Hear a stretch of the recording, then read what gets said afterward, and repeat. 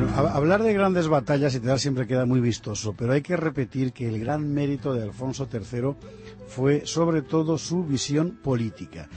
Alfonso era un rey que tenía una visión política de gran estilo, que abarcaba tanto la guerra como la paz, tanto la organización física del territorio como la narración histórica del reino, tanto la identidad religiosa del pueblo cristiano como las relaciones exteriores con los reinos vecinos. En esto es verdad que Alfonso no fue completamente original, porque las líneas fundamentales de su política ya venían sentadas desde tiempo atrás, pero incluso eso hay que computarlo como mérito del rey. Alfonso III supo inscribirse en la corriente heredada de sus antepasados para gobernarla con plena conciencia, y es eso, esa conciencia, lo que hace grande a este rey. Sí, la conciencia sí. Conciencia de quién es uno y dónde está. Una política de gran estilo es la que sabe dar razones de su acción, justificarse ante sí misma, ante su pueblo y ante la historia. El príncipe que hace esto asciende un escalón. Ya no es solo un caudillo guerrero o un gobernante más o menos acertado, sino un político con mayúsculas que da un sentido a las cosas que hace y transmite ese sentido a los demás. Desde el principio de los tiempos, todos los grandes poderes han buscado proveerse de tal sentido. Eso se hace escribiendo la historia. Lo hicieron los griegos y los romanos, lo hicieron los musulmanes, y ahora, siglo y medio después de Covadonga, era hora de hacerlo en Asturias. ¿Cómo se hizo? Con las llamadas crónicas alfonsíes, 3 en total, de las cuales una conoció 2 versiones. ¿Y quién las escribió y por qué? Bueno, eso es un misterio, pero hay suficientes datos para plantear unas hipótesis muy verosímiles, y es lo que hoy vamos a ver.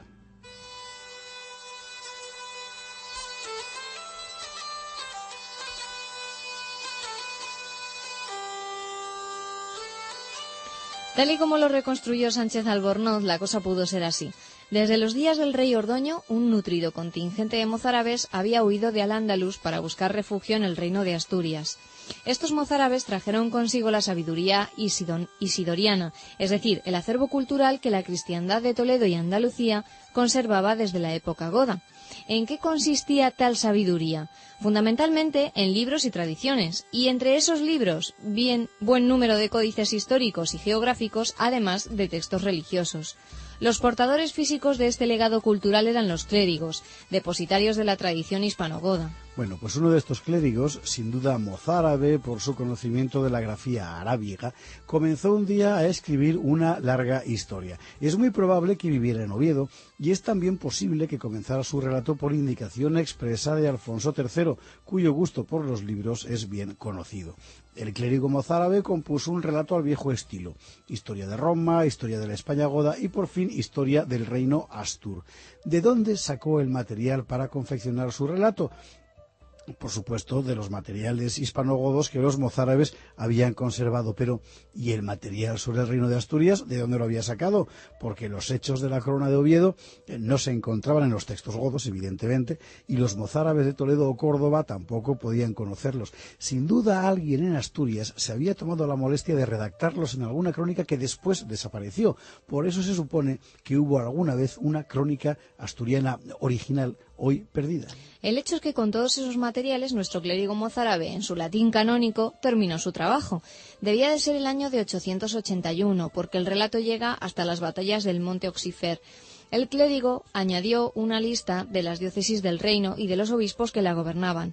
Más tarde se añadirán 2 párrafos correspondientes a los años 882 y 883.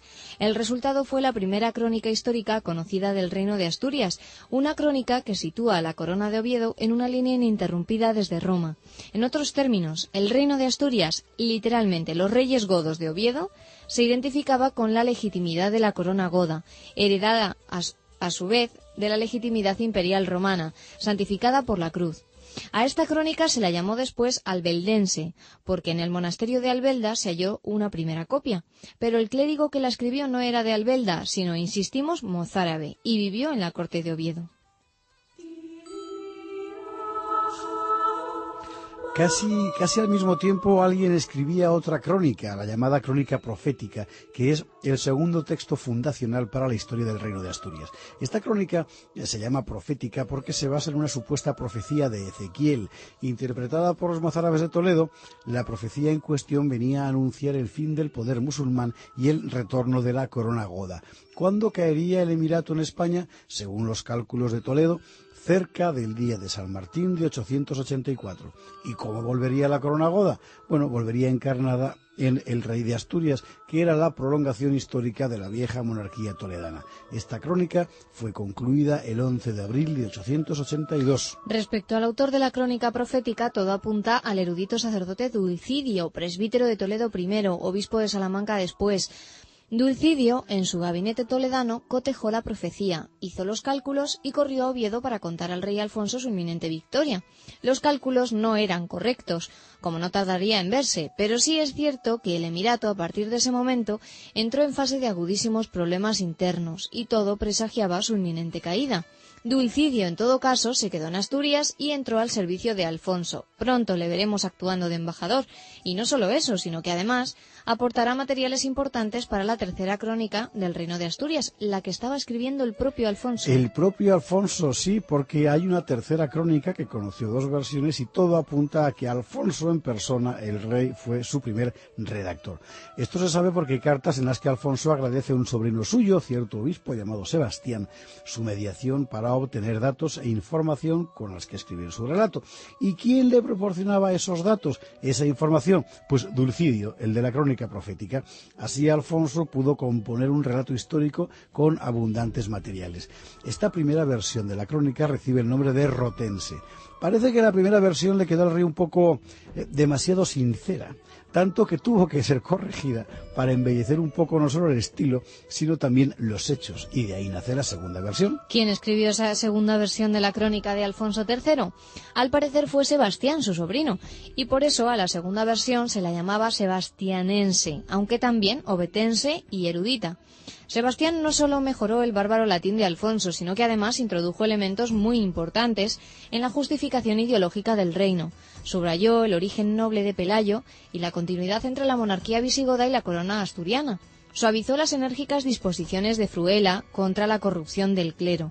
Maquilló determinados pasajes poco edificantes acerca de las luchas intestinas por el poder en la corte de Oviedo.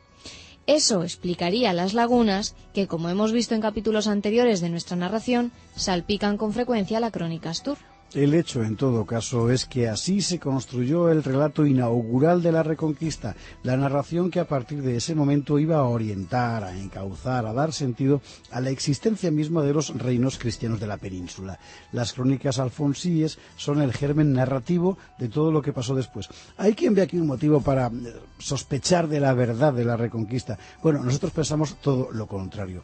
Precisamente el hecho de que fuera puesta por escrito demuestra que aquella gente sabía lo que estaba haciendo y sobre todo lo que quería hacer, que recuperar lo que a partir de entonces se llamó la España perdida.